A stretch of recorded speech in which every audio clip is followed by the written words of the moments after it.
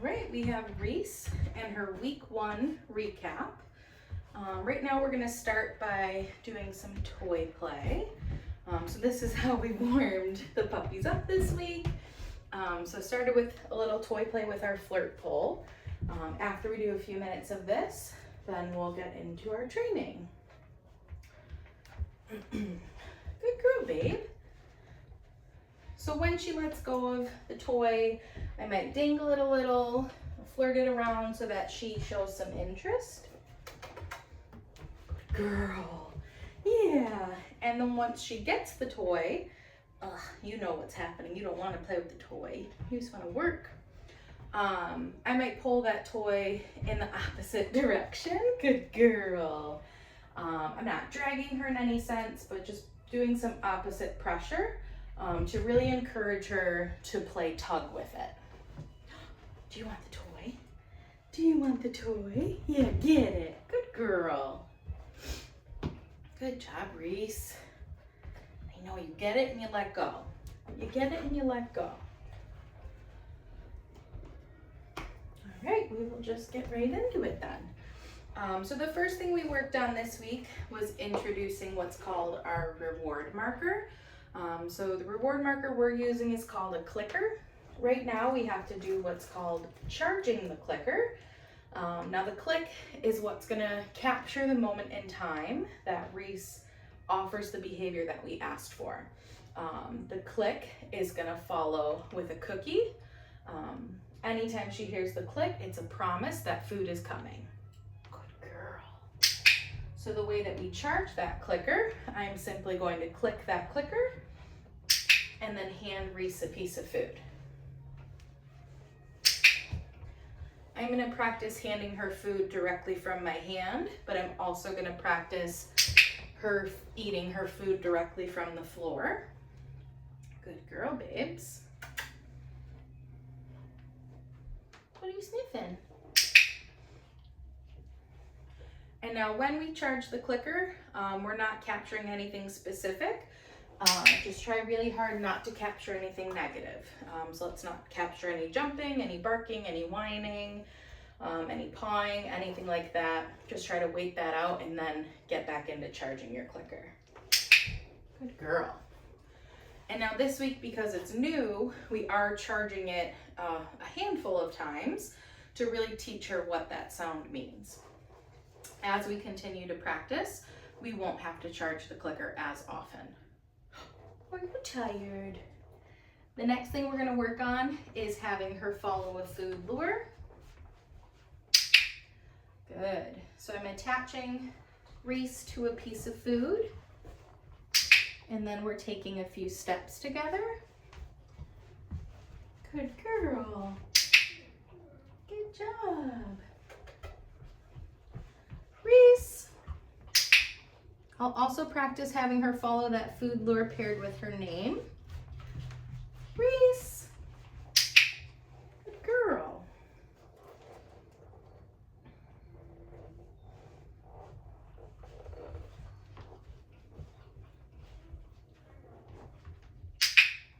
Good job.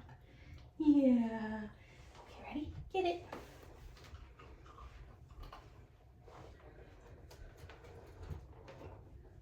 Right, and then similar to how we charged that clicker, I also want to charge and warm up our release word. So your release word is what you're going to use to release her from whatever position she might be in. We're going to use this a lot, whether it be to reset her from a position or to use for duration behaviors like your sit, your down, your mat that we'll work on later. So to charge that, I'm going to show her that I have a piece of food, and then I'm going to just toss that food off to the side. Get it? For this, I do not have to use my clicker. Show her the food. Get it? Good girl. And then I'm just tossing that cookie in different directions. Get it? Good job, babe. This week, we're not really tossing that get it cookie too far because she is just learning what that means. Next week, the week after, we'll really be able to toss that cookie to get her up and moving. All right, love. What are we gonna do next? Yeah. The next thing we're gonna work on is gonna be what's called our hand target. I'm gonna show Reese that I have some food. I'm gonna get her attached to that food, and then I'm gonna pull my hand off to the side. Touch. Good girl. So the way that I'm holding that food, my goal is to have a flat palm, and I wanna cover that cookie with my thumb. That way I can move my hand out to a flat palm, and she'll still be able to follow without my food falling to the ground. Oh, did I startle you? You're okay. Ready? Touch. Yeah, good girl. So notice how she didn't get up right away to follow that food hand? It's probably because I moved my hand too fast. And then instead of saying touch again, I just brought my hand back a little bit, waited to see her moving forward, and then I tried again. Touch. Good. So your hand target is going to be a movement behavior. We do eventually want to see them getting some good steps where I could call her from across the room to offer that hand target. I do like to use it as an informal recall. So again, maybe using it to call my dog over to me. I also really like to use it in some high distraction areas. So we're out on a walk. She's getting really excited about something across the street. I might ask her for a few hand targets to get her focus back on me, and then we'll continue our stroll. Good girl, ready? Get it. Good job.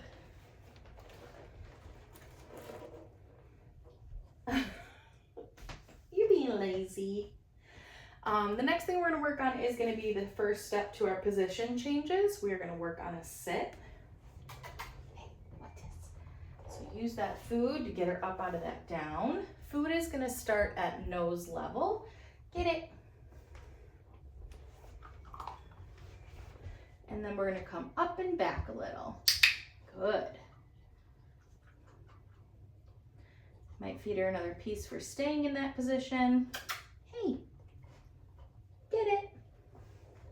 What are you sniffing? And then use that get it cookie to release her out of that sit. Look, it's right there.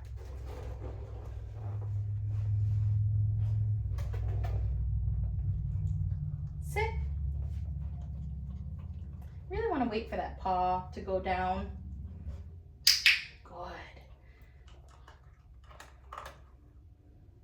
And notice how when I took my hand away slightly, that did encourage her to keep her paws on the ground. Get it? So if you find that she is being super handsy, just try to pull that food hand slowly away. We don't want to encourage her to jump up or get up, but just a little bit away to get that paw down on the ground. Ready? Get it? And then we'll work on that over the next few weeks of not capturing when that paw is up. Sit. Good. Good girl. Very good girl. Oh my gosh, you're so sweet. Get it.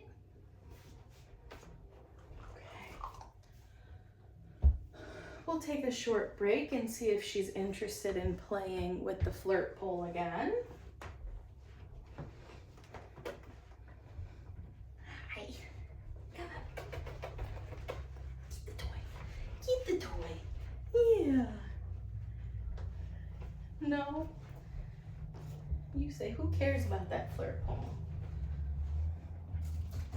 What about this purple guy? What about this purple guy? Yeah. Oh, what's that? Do we like him? Good girl. Good girl. Okay. So the nice thing about the flirt pole is it does take your hands away from the mouthy part of our puppies. So it's very common for puppies to play with their mouths. We want to discourage that as much as possible as far as like their mouths playing with our bodies or our clothing. So the flirt pole is nice because your hand is nice and far away. Whereas playing with one of these toys, the chances of her accidentally going for your hand versus the toy are high. So keep that in mind. If you find that when you're playing with her at home, get a flirt pole, get something where you can have that extension on your hand to keep the toy play between just her and the toy. Good girl. No, you're over it. All right, the next thing we're gonna work on is gonna be our mat. So this is our stationary behavior. This is gonna be step one. The goal with step one is really gonna be to build her desire, her drive to go into this mat. End goal with this behavior is that you can have the mat laying out on the ground, and you can cue your puppy, go to your mat, go to your place, go to your bed, whatever you wanna call it. She's gonna automatically run over and then lay there until you release her. Go to your mat. Good. But we still have to teach her what that means. So for today, as soon as she goes to the mat, that is what I want to click and feed. Good girl, right there. And then after I've put down 2-3 pieces, then I'm going to pick that mat up and just move it off to the side. Go to your mat. No, it's not a chew toy. No, ma'am. Good job. Right there. Good girl. Good job. Ready? Get it. Get it. And then you could use that release cookie, that get it cookie to get her off the mat, or you can pick her up. Whatever works easier for you guys. I'm gonna do that one more time. All right, ready, Reese? What's this? Get it. Go get the food. Good girl. Reese, go to your mat. Good girl. Good job. Very good girl. One more piece. Oh, and I love that she's already putting herself into a nice down. Like I said, this will be our end goal behavior, is that she runs over, puts herself in a down, and she'll stay here until we release her. Okay, ready? Get it. Wow, good job.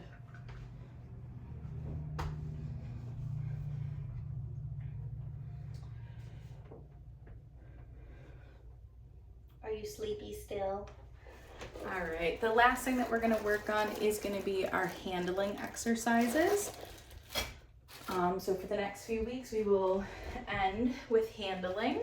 Right now, we're just introducing some baby handling, so baby restraint, handling different body parts, so her ears, her tail, her eyes, her mouth, her paws. For that, I'm gonna grab a chunk of food. I want her to be attached to that food. So before I even start handling her, I'm gonna show her that I have the food. She's gonna be licking it and trying to chew at it, and then I'll get going. So stroking down her back and then hand under the belly. Good girl. I'm gonna click and feed once my hand is under her tummy. Same thing. I want you in a stand though, ma'am. Here, come here. What's this? Can you follow the food? Yeah, good job. Okay. So down the back, under the belly. Good girl. That time I applied a little bit of pressure on her belly. Now I'm gonna lift her tail. Good girl. Oh my gosh, is this stuff so good? Yeah. So lifting her tail, that's getting her ready for future vet visits where she has to have her temperature taken, future grooming appointments where she's gonna have that back end cleaned up. Now I'm moving up to her face, so we're gonna look at her ears first. So flip an ear, click that clicker, For her face specifically, I am gonna click the clicker off to the side or behind my back. Good girl. I don't wanna click that clicker right in her face, right close to her ears. We don't wanna build any fear associated with that loud click. Good girl.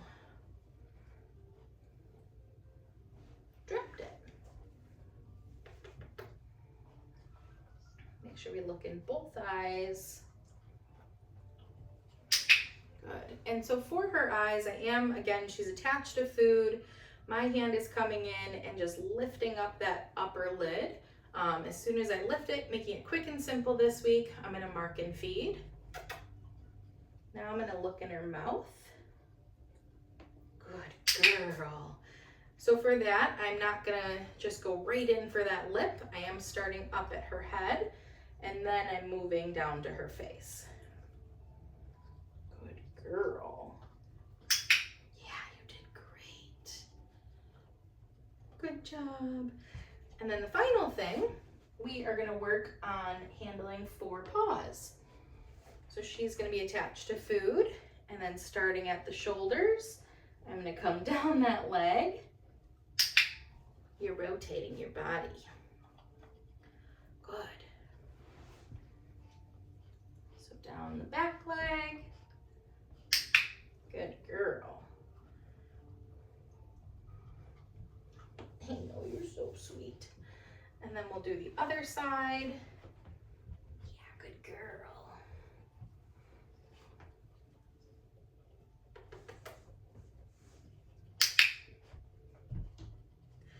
Good job. Can you stand? Yeah, good girl. I know, one more paw. Good girl. There you go. And that was a lot of handling. Let's reset you. Get it? All right, good job. So with everything we're working on the next few weeks, our sessions are 20-minute sessions, rapid fire going through everything. When you guys are practicing different behaviors at home, don't feel like you have to cover every single behavior like we do within a 20-minute time span. I would dedicate 10-15 minutes and just focus on maybe 2 behaviors. My typical rule when I'm doing training is I like to do them in reps of 3. So I'm gonna get 3 reps of handling an ear. Good job. We'll do that again. Feed her, do it again, feed her, and I'm gonna reset her. And then I'll bring her back and I'll do 3 more reps on the other ear. Good, we're gonna feed her for each, take the food, each flap of the ear. Good job. And then I'll reset her. So do your behaviors in sets of 3 and then take a little break. Good girl. That's it for our week 1 recap. Good job, you can have that. I don't wanna put the crap back. Good girl, Reese.